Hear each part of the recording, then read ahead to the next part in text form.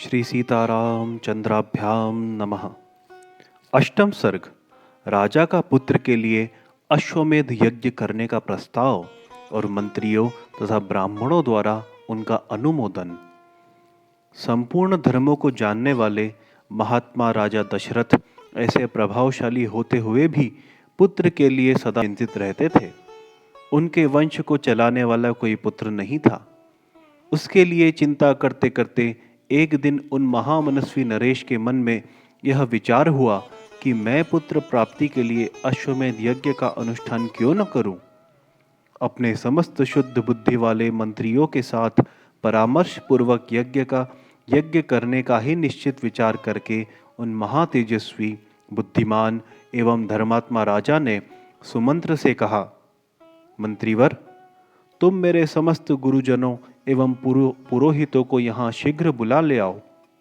तब शीघ्रतापूर्वक पराक्रम प्रकट करने वाले सुमंत्र तुरंत जाकर उन समस्त वेद विद्या के पारंगत मुनियों को वहां बुला लाए। सुयज्ञ, वामदेव, जाबाली, काश्यप, कलपुरोहित, वशिष्ठ तथा और भी जो श्रेष्ठ ब्राह्मण थे, उन सब की पूजा करके धर्मात्मा राजा दशरथ ने धर्म और अर्थ से युक्त यह मधुर वचन कहा, महर्षियों, मैं सदा पुत्र के लिए विलाप करता रहता हूँ। उसके बिना इस राज्य आदि से मुझे सुख नहीं मिलता। अतः मैंने यह निश्चय किया है कि मैं पुत्र प्राप्ति के लिए अश्वमेध द्वारा भगवान का यजन करूं। मेरी इच्छा है कि शास्त्रोक्त विधि से इस यज्ञ का अनुष्ठान करूं। अतः किस प्रकार मुझे मेरी मनोवांछित वस्तु प्राप्त होगी, इसका विचार आप लोग यहाँ करें। राजा के ऐसा कहने पर वशिष्ठ आदि सब ब्राह्मणों ने बहुत अच्छा यह कहकर उनके मुख से कहे गए पूर्वोक्त वचन की प्रशंसा की। फिर वे सभी अत्यंत प्रसन्न होकर राजा दशरथ से बोले, महाराज, यज्ञ सामग्री का संग्रह किया जाए। भूमंडल में भ्रमण के लिए यज्ञ संबंधी अश्व छोड़ा जाए तथा सरयू के उत्तर तट पर यज्ञ भूमि का निर्माण किया जाए।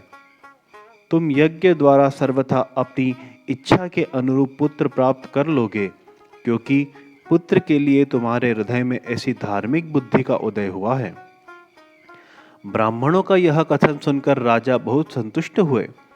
हर्ष से उनके नेत्र चंचल हो उठे। वे अपने मंत्रियों से बोले, गुरुजनों की आज्ञा के अनुसार यज्ञ की सामग्री यहाँ एकत्र की जाए। शक्तिशाली वीरों के संरक्षण में उपाध्याय सहित अश्व को छोड़ा जाए। सरयू के उत्तर तट पर यज्ञ भूमि का निर्माण हो। शास्त्रोक्त विधि के अनुसार क्रमशः शांति कर्म का विस्तार किया जाए, अर्थात जिससे विघ्नों का निवारण हो।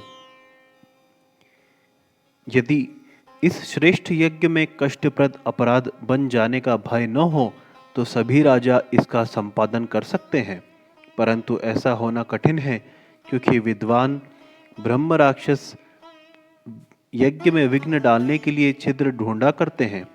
विधिहीन यज्ञ का अनुष्ठान करने वाला यजमान तत्काल नष्ट हो जाता है। अतः मेरा यह यज्ञ किस तरह विधि पूर्वक संपन्न हो सके, वैसा उपाय किया जाए। तुम सब लोग ऐसे साधन प्रस्तुत करने में समर्थ हो। राजा के द्वारा सम्मानित हुए समस्त मंत्री पूर्ववत उनके वचनों को सुनकर बोले, बहुत अच्छा, ऐसा ही होगा। इसी प्रकार वे सभी धर्मज्ञ ब्राह्मण भी नरश्रेष्ठ दशरथ को बधाई देते हुए उनकी आज्ञा लेकर जैसे आए थे वैसे ही फिर लौट गए। उन ब्राह्मणों को विदा करके राजा ने मंत्रियों से कहा, पुरोहितों के उपदेश अनुसार इस यज्ञ को विधि पूर्वक करना चाहिए। वहां उपस्थित हुए मंत्रियों से ऐसा कहकर परम बुद्धिमान नरश्रेष्ठ दशरथ उन्हें विदा करके अपने महल में चले गए। वहां जाकर नरेश ने अपनी प्यारी पत्नियों से कहा, देवियों, दीक्षा ग्रहण करो, मैं पुत्र के लिए यज्ञ करूंगा।